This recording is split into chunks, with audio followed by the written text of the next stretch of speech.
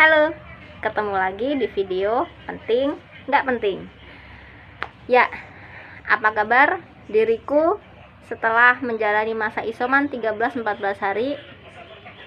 Sama aja, aku tetap berada di dalam rumah, keluar rumah hanya untuk keperluan berjemur, dan di dalam rumah tetap memakai masker.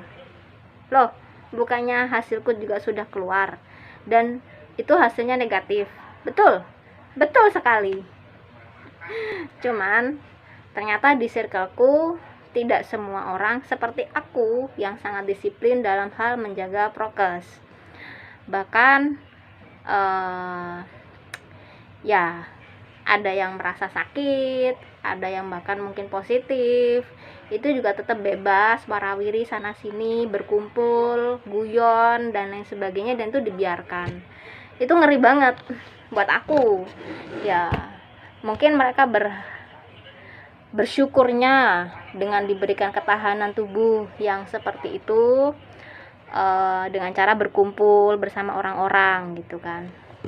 Cuman buat saya sih ngeri ya gitu.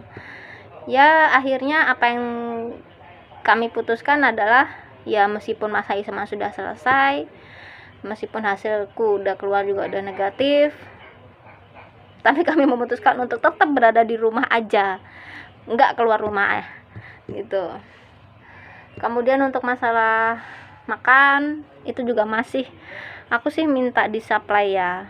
Ada tetangga satu orang yang memang bener-bener sangat baik, setiap hari mengirimin makanan seperti itu, dan beliaunya juga sudah paham gitu kondisi di sini. Ya sudah. Tapi apakah itu membuat stres kembali? Kalau bikin stres sih enggak, tapi jengkel iya. Bayangin, kami yang jaga prokes, kami yang disiplin prokes, kami yang sangat berhati-hati kena, dan kami secara sukarela menjalankan prosedur yang harus dijalani oleh orang-orang yang memang umumnya terkena positif ya, menjalani masa isoman, tidak berkumpul, pakai masker, dan semua, dan banyak hal gitu. Kami jalani sukarela gitu. Tapi pada saat ternyata circleku tidak seperti itu, dan mereka santai-santai saja, dan merasa itu bukan sesuatu yang salah, dan bahkan bisa dikatakan banyak yang mendukung dengan cara dia tetap mereka datang kumpul, ikutan kumpul gitu ya, tetap biasa aja, bahkan tanpa masker, padahal tahu loh mereka itu bergejala dan bahkan ada yang positif, tapi ya itu dibiarkan gitu. Kalau aku pribadi sih aku jengkel. Iyalah, mungkin mereka tidak mendapatkan efek yang bagaimana ya, tapi kalau buat aku efeknya luar biasa gitu.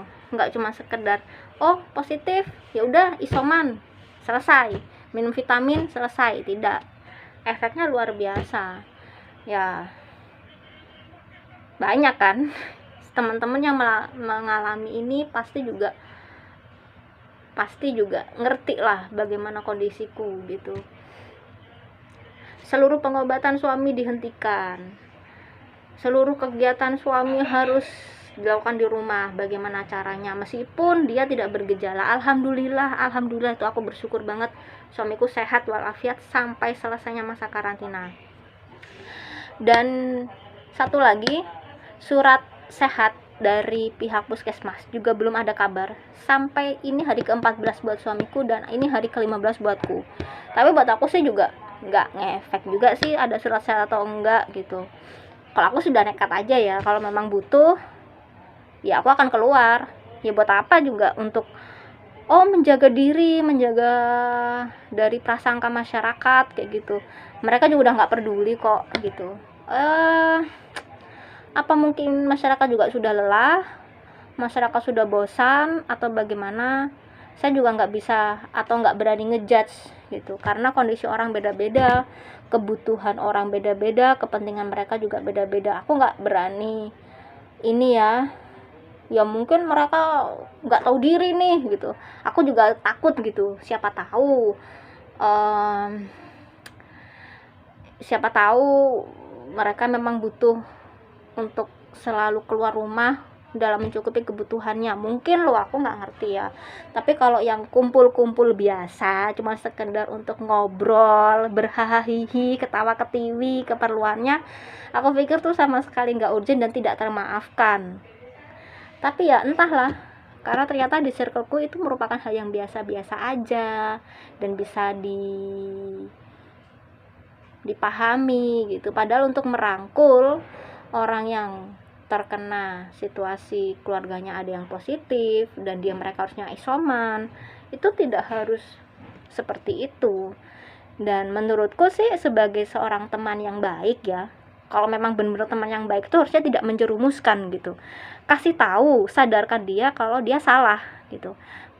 Dan kalau misalkan, bukan berarti menghujat ya, mengkritiki seseorang atas suatu kesalahannya itu kan tidak selalu diartikan sebagai menghujat, tergantung bagaimana caranya. Misalkan kan secara personal bisa, kalau misalkan takut untuk ketemu secara personal kan bisa melalui telepon atau video call, dengan dia memilih waktu yang lebih privat lah, pada saat dia sendiri, tidak di depan banyak orang. Maksudnya kita sama-sama orang gede gitu, udah dewasa, udah harusnya ngerti lah bagaimana caranya untuk bisa mengkritisi seseorang tentang hal pribadi yang itu juga mungkin menjadi hal yang sensitif buat dia. Kita nggak sama-sama harusnya ngerti. Dan yang penting juga bagi yang dikritik, bagi yang dikasih tahu tentang kesalahannya, tolong jangan terlalu sensitif. Introspeksi, ambil hikmahnya. Oh, apakah aku seperti ini? Oh, apakah itu membuatku menjadi orang yang membahayakan seseorang, membahayakan masyarakat sekitarku, membahayakan teman-temanku?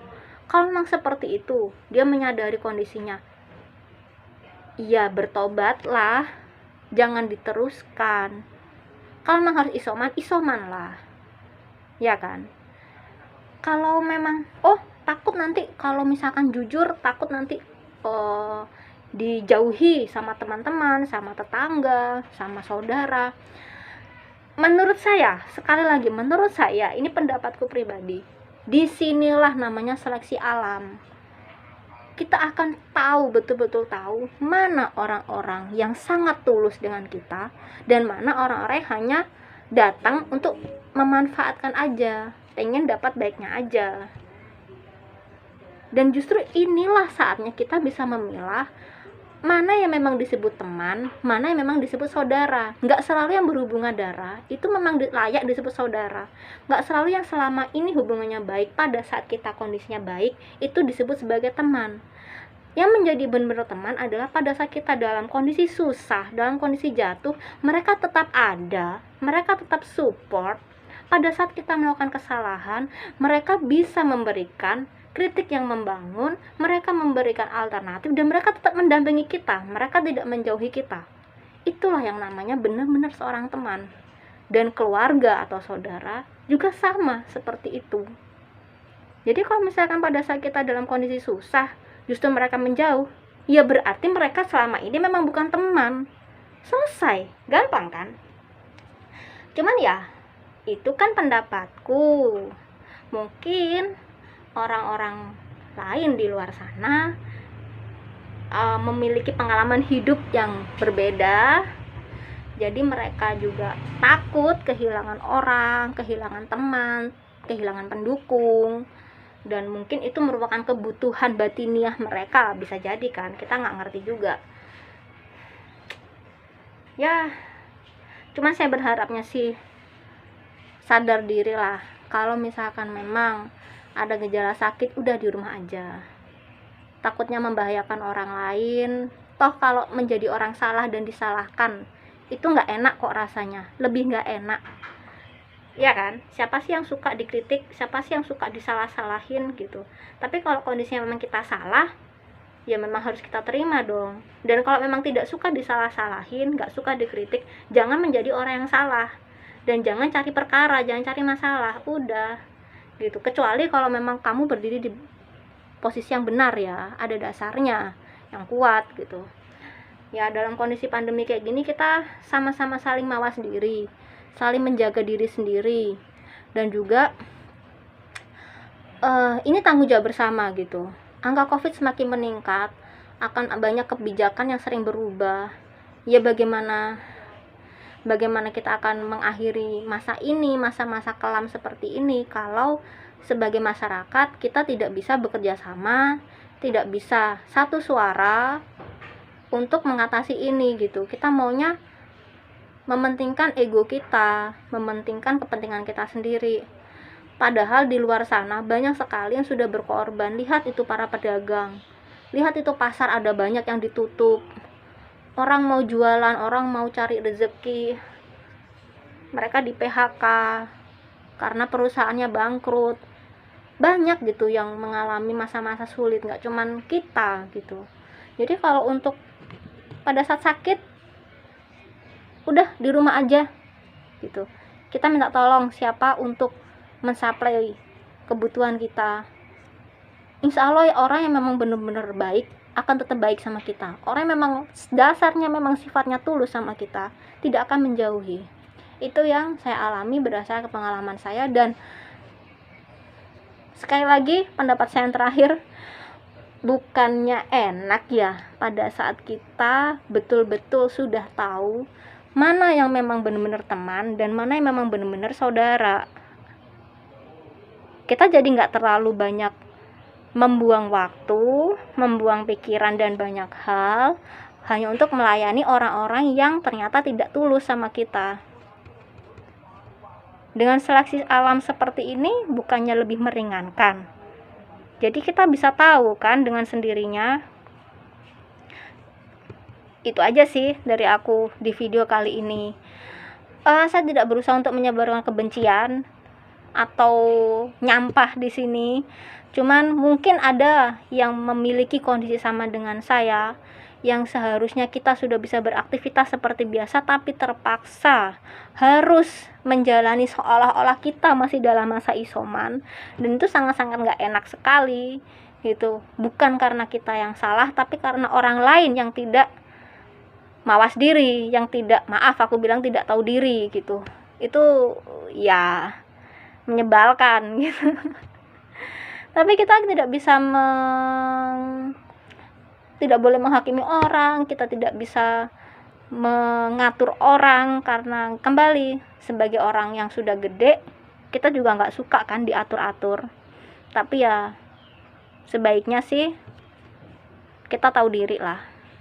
Oke, gitu aja teman-teman yang berjuang, teman-teman yang sedang dalam masa dicoba di masa pandemi ini dengan segala macam cobaan.